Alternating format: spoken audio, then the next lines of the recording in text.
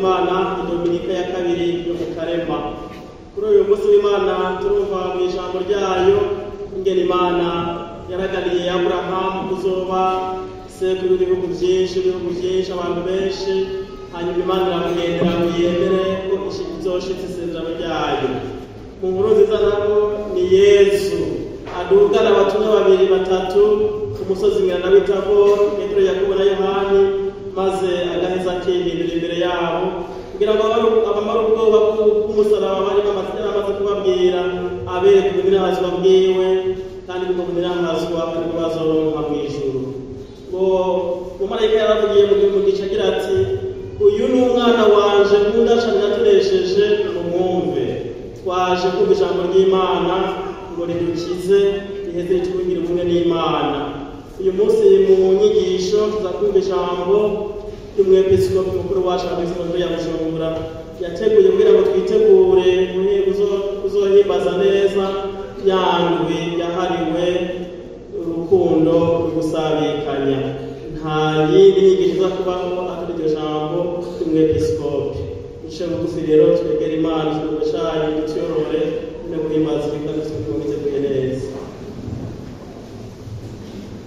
Idirega ku Mana mushobora vyose no kuri mwebwe bene wacu, kuko nashoboye cane mu vyiyumviro, mu mvugo, mu ngiro no mu kwiyobagiza ivyo nategerezwa, niko narashumuye, ncumura mbese ncumura n'ibigirankana. Nico gituma ntabaza Mariya muhimbazwa yamye umubikira, abamarayika n'aberanda bose, na mwebwe bene wacu munsabire Umukama Imana yacu. Imana kugira vyose tugirire ikigongo, maze niyamara kuturekurira akabi kose twakoze ibyo ubuzima bwayo bwamaho.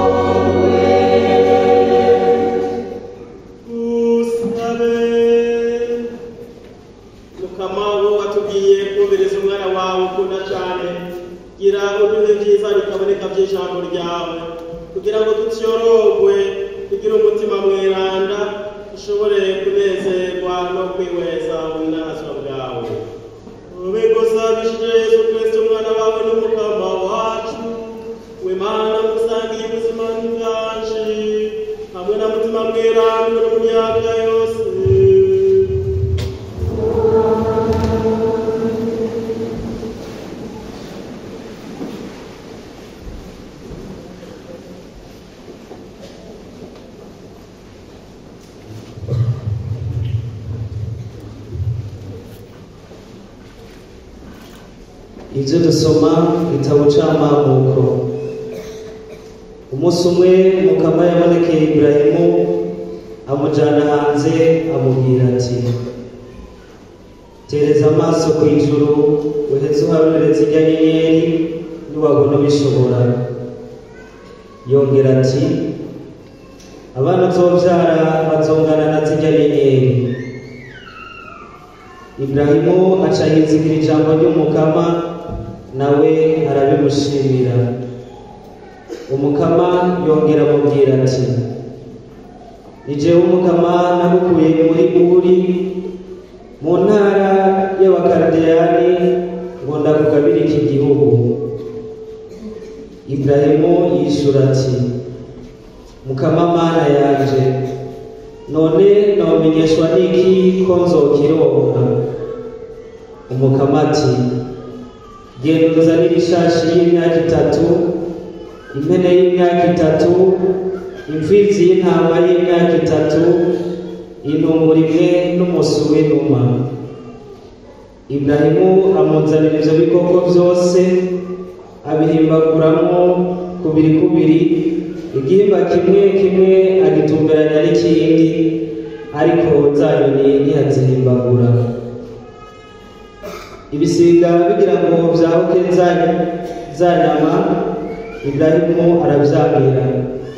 Izuba rigiye kurenga, itiro riramumurikira, aca yumva ubwoba buramutekeye. Izuba ryarenze mumaze gukorana, aca abona itanura rifunga umwotsi n'igishirira bica muri ya mihindagiti ya vya bikoko. Uwo munsi Umukama asezerana na Iburahimu avuga ati, abuzukuru n'abuzukuruza bawe ndabagabiye iki gihugu, kuva kw'isumo rya Misiri gushika kuri rwa ruzi runini rwa Efurati. Iryo ijambo ry'Imana.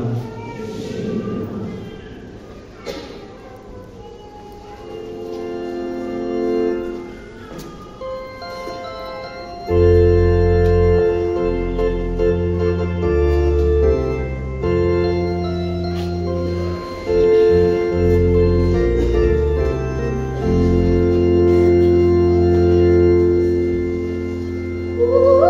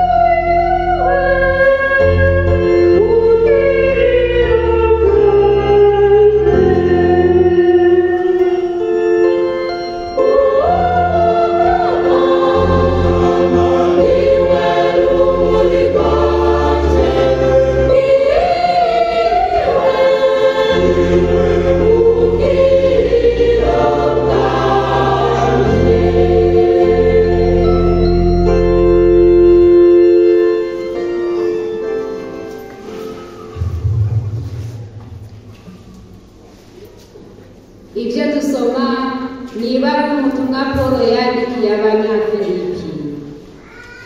Inshuti zanje, nimuhonyegane mwese kandi muhange amaso abigenza nk'uko mubona twigenza.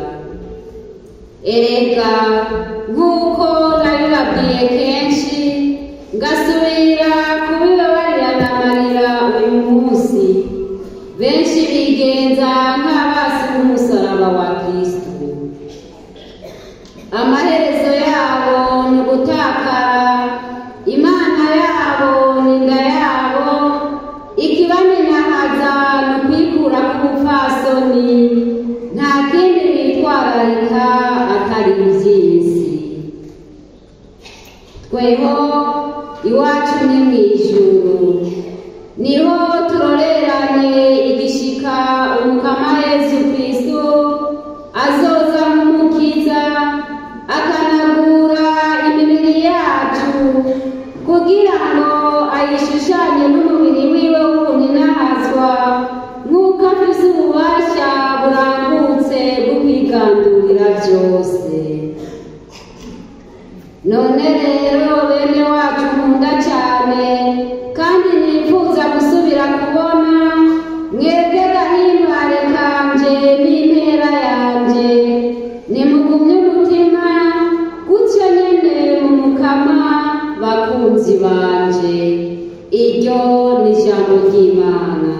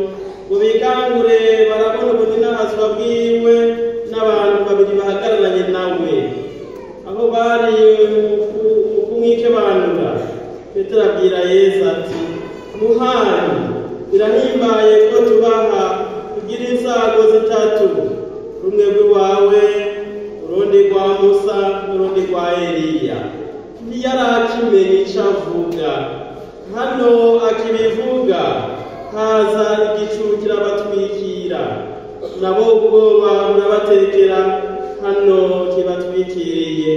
Muri nyagicu kandi hava ijwi rivuga riti, uyu ni umwana wanje natonesheje, nimumwumve. Iryo jwi rimaze kuvuga, Yesu asigara wenyene, abigishwa biwe barabibura. Muri ico gihe ntihagira n'umwe biganira ivyo bari babonye. Dushemeze ijambo ry'Imana.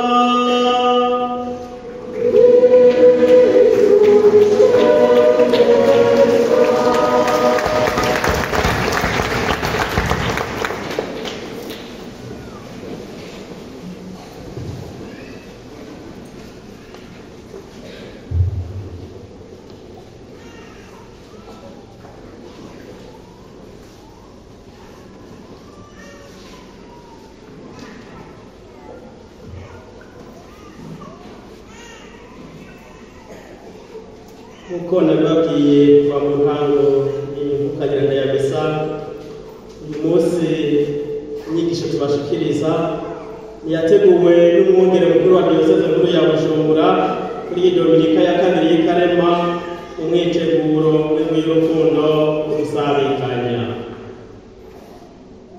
Abari bamumaze kwemera bose bari bahuje umutima n'umushaha, kandi muri bo ntawagira ngo ivyatumeze n'igwiwe, yamara vyari vya bose.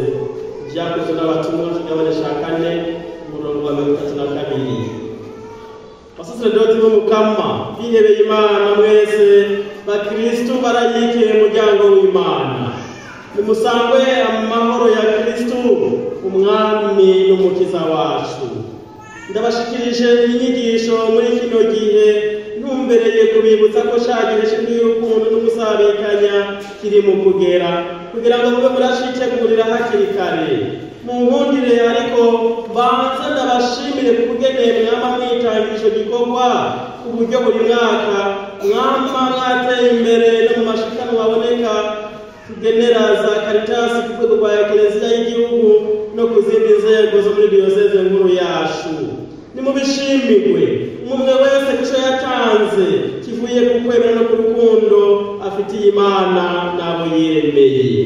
Bakristu mwese nitwame dukengurukira Imana yatugize umuryango, tukabicibare cayo utuyagira abandi ibyiza yatugiriye mu kudukura mu mwijima ikaduhamagarira mu muco wakatabonetse.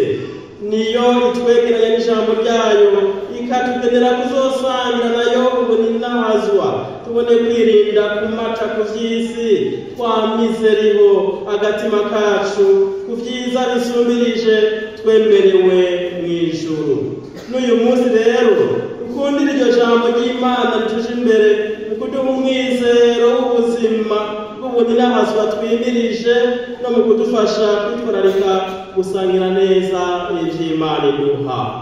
Mu gisomwa ca mbere twumvise ingene Imana yagendeye Aburahamu sogokuru wacu mu kwemera no mu kwizigira, imuha umuhango w'igihugu n'uruvyaro, kandi yarageze mu zabukuru. Yarabwiyeretse ko ari Imana mushobora vyose, ishobora kumuha kurondoka naho yari yarihebuye, akanagerageza kurondera uruvyaro akoresheje ubwenge n'uruyeri rw'abantu.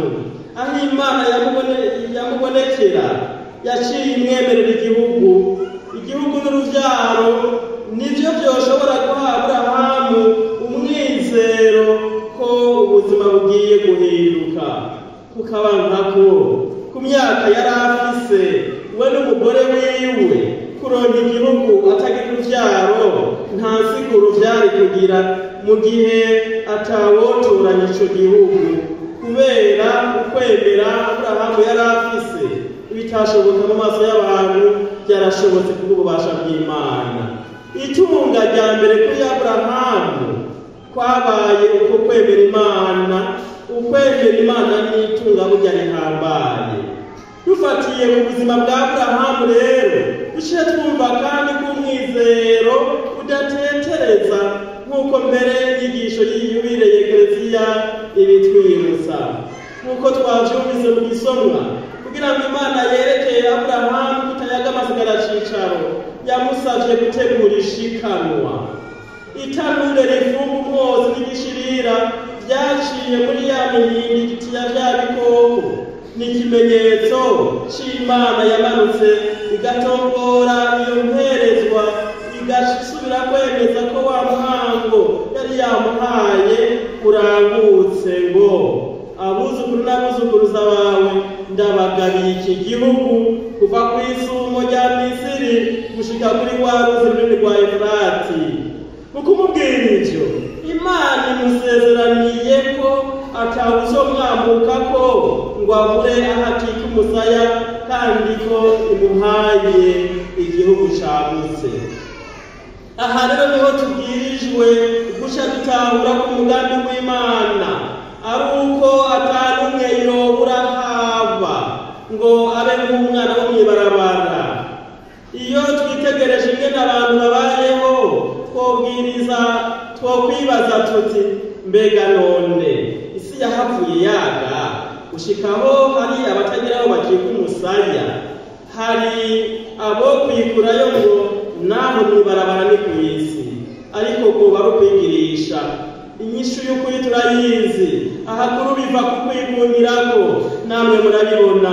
Hari abikwegera kwitunga rusangi bakabigira mbere rimwe na rimwe mu kugunga abandi ngo biyagurire, bigatuma hari ababura iyo baja n'iyo bava. Mwene abo bantu nibo Pawulo mweranda avuze ko atakindi gitwararika atari ivy'isi gusa, bahava bahindura Imana yabo. Ubwo ga mu Kristo musigaye musengasenga ivy'isi. Bavukanye mwese, impanuro Pawulo yahaye Abanyafilipi nuko bokwitandukanya n'ab'isi, bakitandukanya n'abagize inda Imana yabo. Ivy'isi biriho ngo bitunga abantu kandi birakenewe, ariko iyo vyibagije umuntu iteka ryiwe n'amaherezo y'ubuzima bwiwe bicika ibigirwamana. Umuntu yemeye kuganza n'amarongo yo ngaha kw'isi ntaco asubira kwibanga, n'ubuzima bw'umuntu nyene ntabugera umutwe. Mwene uyo muntu nawe yotunga ibingana gute umengo ntibimubumba, ntasubira gutemitsa umutima, vyongeye acatakaza ku mutima wo gusabikanya n'abandi. Tubimenye mugabo ivyo biri ku rugero ruteye isoni mu mitima ya bamwe bamwe, ntibibuze urugero biriko muri twebwe. Nico gituma rero twese dukeneye inema yo guhinduka. Inkuru nziza y'uyu munsi mu kutubwira ingene Yesu yihinduye ari kumwe na bamwe mu bigishwa biwe, iratweretse n'inzira abigishwa babwirijwe gucamwo ngo bahinduke. Murazi ko imbere yo guhinduka baguma bivugira ivyo kw'isi, ivy'ubukuru, ivyo kwigungirako. Ngo Yesu yahitanye Petero, Yakobo na Yohani aduga ku musozi gusenga. Kwemera gukurikira Yesu mu nzira atujanyemo ahiherereye kuduga ku musozi be no gusenga. Ngiyo inzira ituma umuntu atera imbere mu kumenya no gukunda uwo yakurikiye, bikamutuma arushirizaho kumwizigira no kumukorera muri bene wabo. Muri iki kiringo c'ikarema rero ntidupfishe ubusa igihe c'amafungo, kuko nico gihe co kwihererana Yesu no kumukurikira ku musozi atujanako, ukurengana ibitugora vyose duhanze amaso mu binahaza bw'izuka. Iyo umuntu ateye imbere muri uko kwegera Yesu Kristo, niho ashobora mu mutima wagutse witwararika abandi nk'uko Yesu wenyene ubwiwe yabitwararitse gushikaho aduhebera ubuzima bwiwe. Mu kiringo turiko turitegurira rw'urukundo tuzohimbaza kuva kuw'Imana ugira gatatu w'ikarema tukazoyisozera kuw'Imana ugira kane w'ikarema. N'akaryo dusubiye kuronka ko kumera nka Yesu mu gusangira urugendo kukwemera, ukwizigira n'urukundo n'abantu bose, na cane cane aboro bacu. Ngaha muri diyoseze nkuru ya Bujumbura, ubu mwaka w'ubutumwa twawutoreye icivugo kigira giti dukomeze Ekleziya Muryango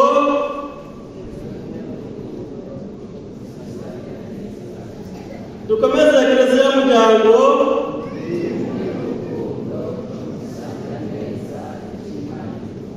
iki civugo shaje hageze kandi kiragwanye cyane y'urukundo twimirije guhimbaza kukarankako ikarema idutumirira gusangira n'abandi ibyo dufise nk'ubukengurutsi kandi twemera ko mu kugira ko kigoro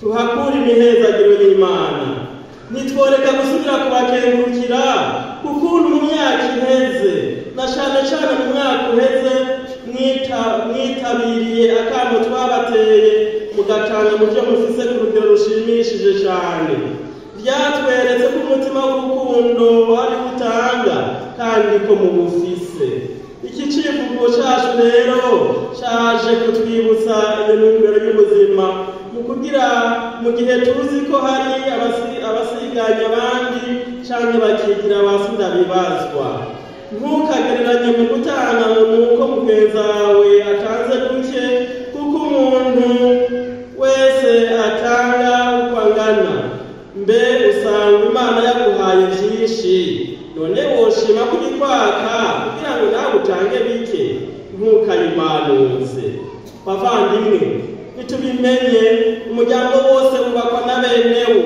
kandi umwe wese agatanga n'umutima mwiza akengurukira Imana yabimuhaye bisubiye igihe cyose tubona hagati yacu hari abantu basa n'abahebwe canke badahabwa icyubahiro n'iteka bibereye ikiremwa muntu ntitwirabire iryango ntituturaba kuko abo nyene n'Imana izotubaza imbere y'uko twinjira muri ubu bunazwa Yesu yabaye arereka biwe byongereye kubw'ubukristo bwacu turabwirijwe kwagurira imitima yacu n'abatari mu muryango wacu nyene eka mbere n'abataravuka tukama tubiyumvira kuko natwe tubeshejweho nuko abadutanze kuvuka batagiye bahejeje byose urukundo rwacu rurabwirijwe kudushikana kuri urwo rugero bw'uko twumva ko twese dusangiye ugupfa no gukira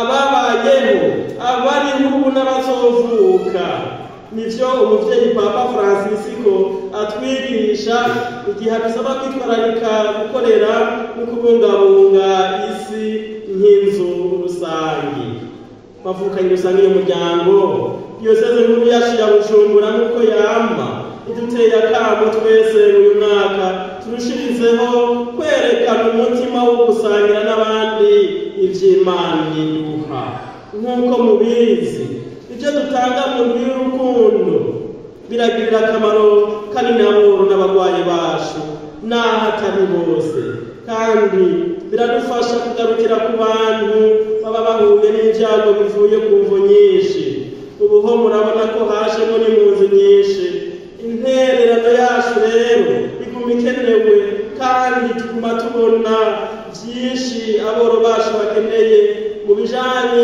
no kubungabunga amagara yabo no kwiteza imbere muri abo bafashwa n'amakaritasi yacu turifuza kuzobabona umunsi w'izina nabo bari kubasangira n'abandi ivy'Imana izoba yabahaye ni iby'ukuri ibyo dutanga mu ntumwe y'urukundo ntibizokwigera bishobora gukwira abakene bose mugabo iyi ndwi y'urukundo no gusabikanya nitubera umwimenyerezo wo gukabura muri twebwe uwo mutima w'Ukristo wo kwama twibuka abakene n'abakumirwa kwaho duherereye uwo mwitwarariko mu mikendo nshasha ituranga mu bihe byose kuko urukundo niko ruzoturanga hose ko turi abakristo imbere y'ukurangiza ndasubiye kubakengurukira cyane ku ntambwe nziza mumaze gushikako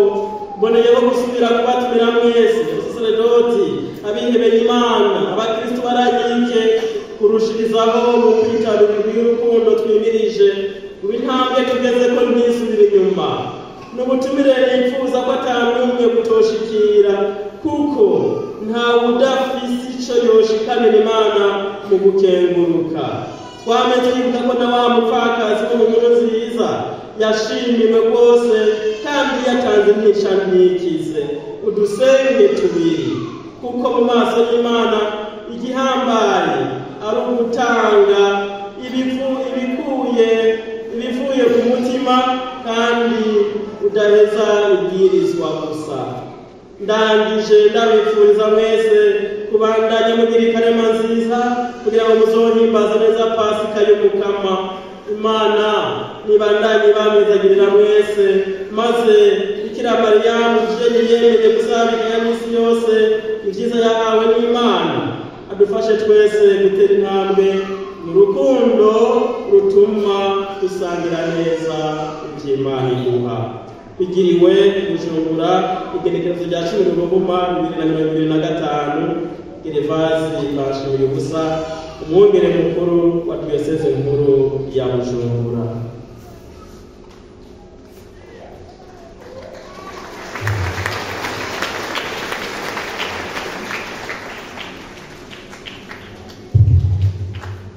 Hakindi rongera muve hasi tugaragaze kwemera kwacu. Nemera Imana imwe rudende, Data mushobora byose, yaremye ijuru n'isi, ibiboneka n'ibitaboneka. Nemera kandi Umukama Yesu Kristo, umwana w'ubwenge w'Imana, yabyawe na Data atamyaka iravugwa.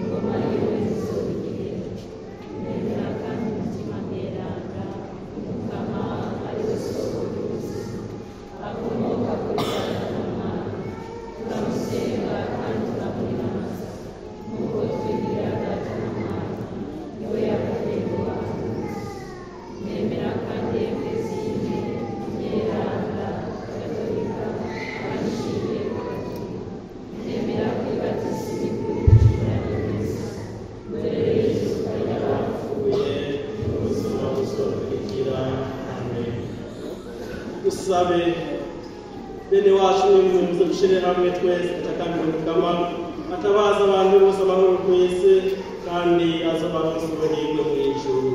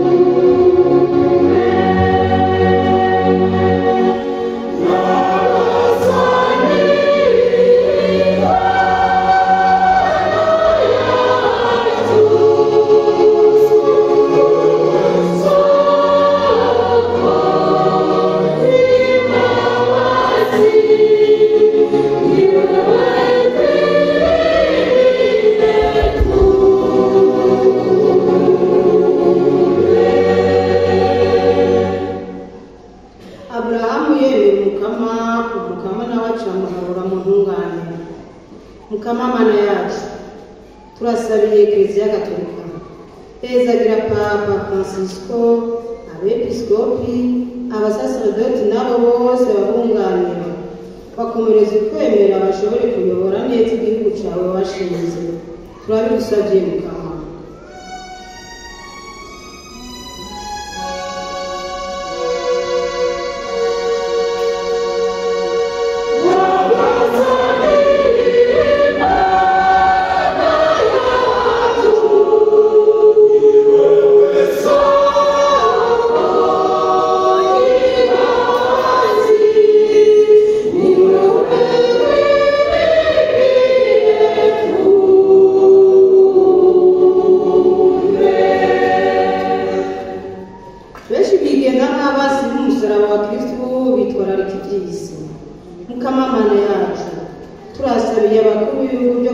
yose.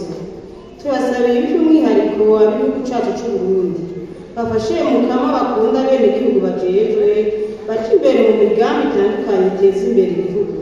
Turabigusabye Mukama.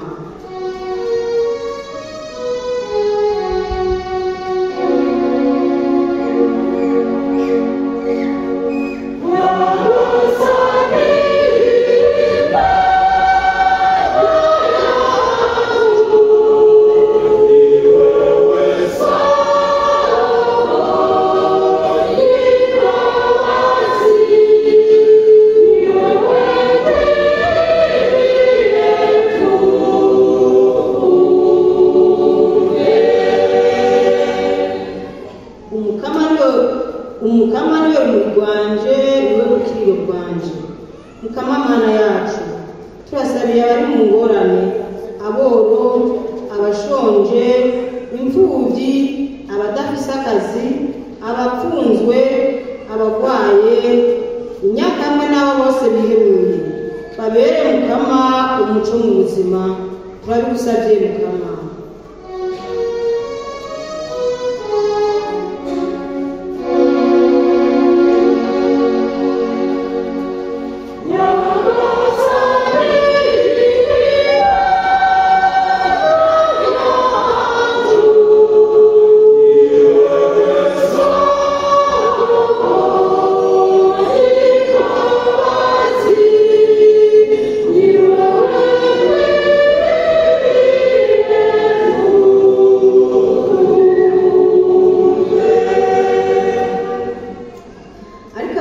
mu maso yiwe hasukundi.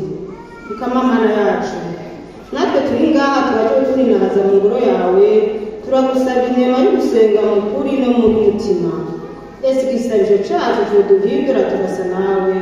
Turagusabye kandi Mukama ngo twikire ibikorwa turimo byo kwagura isengero rya paruwase yacu.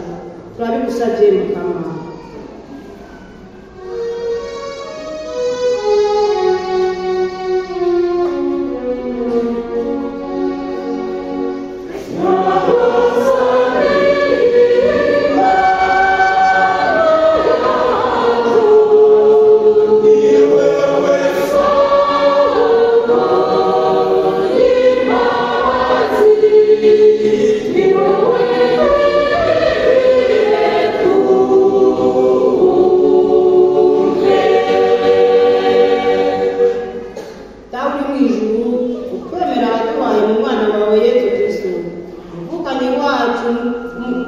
Umuvukanyi wacu n'ubeya k'urukundo umutima wacu, bikabure muri twebwe kwizigira guhimbaye k'umuzo w'ubwami bwawe. Ese inema yawe yoduhindura ab'ivyi ngirakamaro b'imbuto z'inkuru nziza zokwambira umuryango w'abantu n'isi yose, mu kurindira umwizera ijuru rishasha n'isi shasha, kuko ububasha bwa Sekibi buzoba bwatsinzwe, ubunazwa bwawe bukabona kwigaragaza imyaka yose. Ese inema y'ibere yokabura muri twebwe turi ku rugendo rwo kukwizigira, inyota yo kuruhura ibyiza by'ijuru, kandi igashungurira ku isi yose akanyamuneza n'amahoro y'umucunguzi wacu. Ese Mana uhezagira imyaka yose, woshimagizwa kandi ukaninahazwa, maze ishimagizwa n'ininahazwa ryawe bikamaho biba mu myaka n'imyaka. Amen.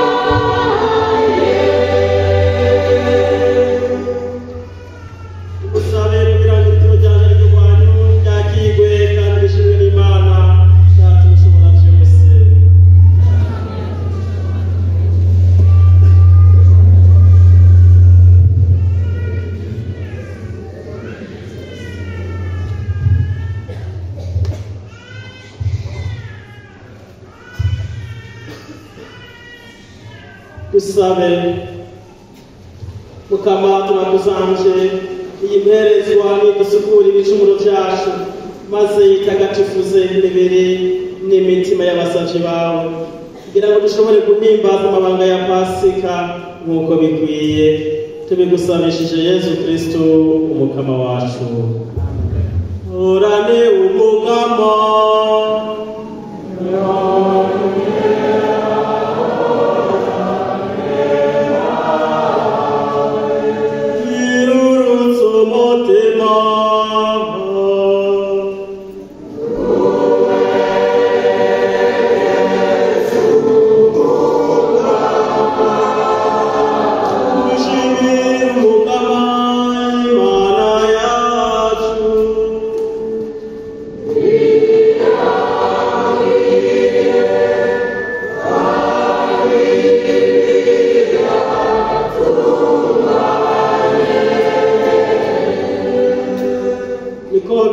kandi biratunganye ko tugurina tukengurika iminsi yose na bose uwe mukama muvyeyi mweranda mana yamaho ushobora byose kubwa Yesu Kristo mukama wacu aho yamariye kuburira abigishwa biwe ko ategerezwa gupfa nibwo yaberetse umwaka na wewe kuri wa musozi mweranda kugira ngo no maso y'abasabikira Yesu bazajya mbere biboneke neza ko ategerezwa kubabara ngo ashikire muri nahazwa bwizuka.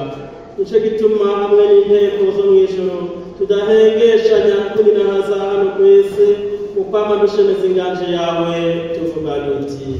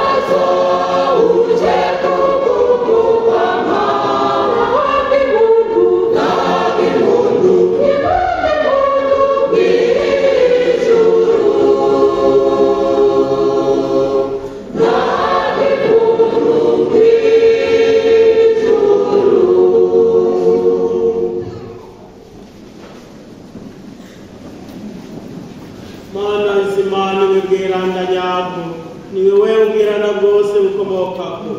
Nico gituma tugusavye ngo urunyike mutima mweranda atagatifu zirishikana warihindutse itubera umubiri n'amaraso ya Yesu Kristo umukama wacu. Igihe bagira bamufate agira ngo atangure ko barabavyishakiye, yafashe umukate aragukengurukira arawumanyura awuhereza abigishwa biwe avuga ati, akire murye mwese, iki ni umubiri wanje uzagutangwa ku bwanyu.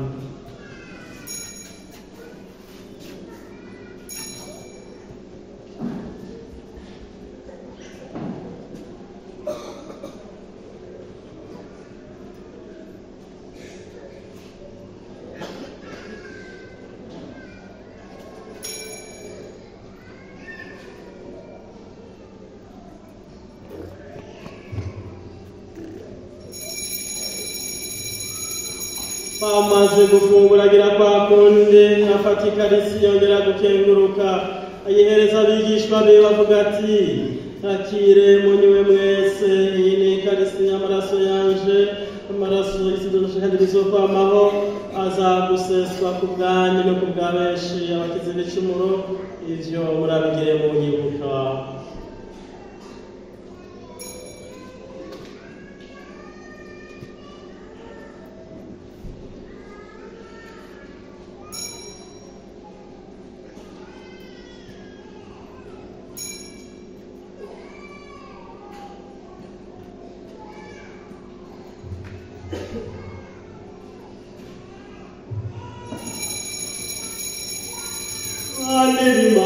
Ibanga ry'ukwemera n'agatangaza,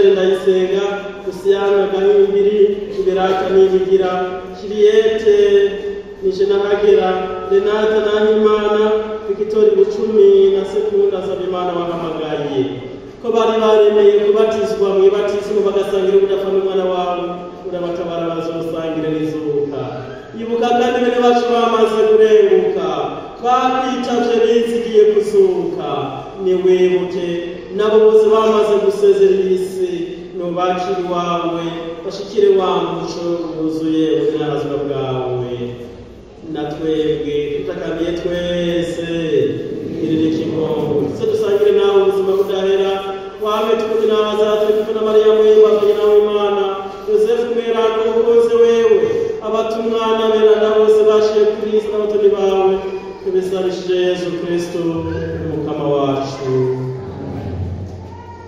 Umwiwe hamwe nawe no muri wenyine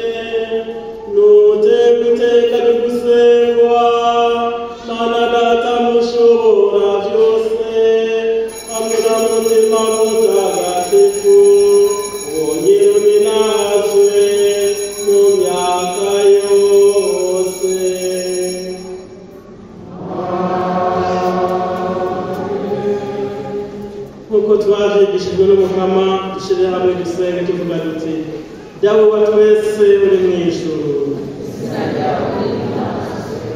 ubwami bwawe nibukwire hose ibyo ushaka n'ibiribwa by'isi no mu ijuru uduhe ibyo kurya bidukwiriye uyu munsi turekurire ibicumuro byacu nk'uko natwe turekurira abatugiriye nabi ntudutererane ibitwosha nabi nyamara udukiza kabi mukama turakuzamye dukiza kabi kose utabaza amahoro muri iyi mezi turimo maze utugirire impuhwe uramudukingire igicumuro twame mu iteka rijagire inkomanzi turindiriye ubuhirwe bw'ijuru n'ingendo turajya umucunguzi wacu yesu kristo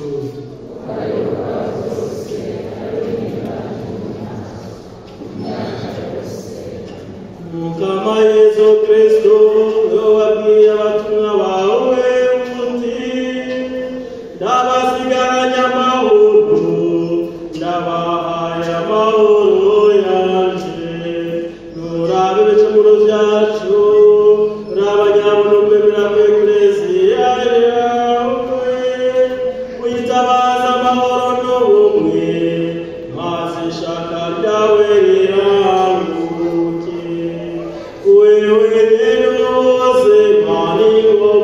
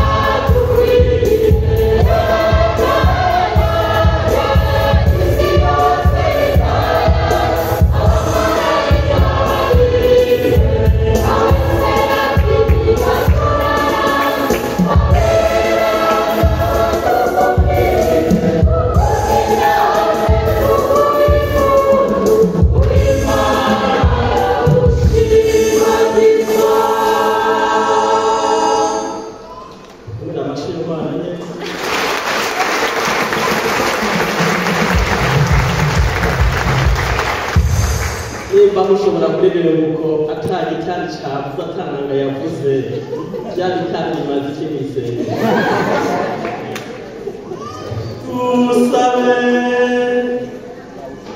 ukamake tumaze kwakira aya mabanga yuzuye ubunini n'akazwa, turabandanya tugukengurukira nk'uko tukiri hano ku isi waduhaye gusangira ku byiza by'ijuru. Tubigusabishije Yesu Kristo umukama wacu.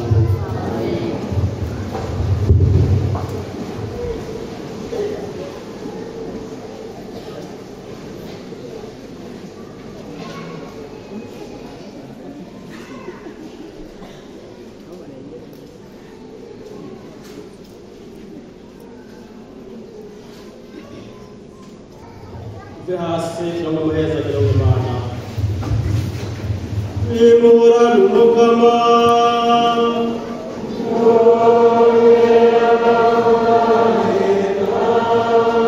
Mana mushobora byose, Data na Mwana na Mutima Mweranda nibahezagire. Engorokano mweze turashikanye.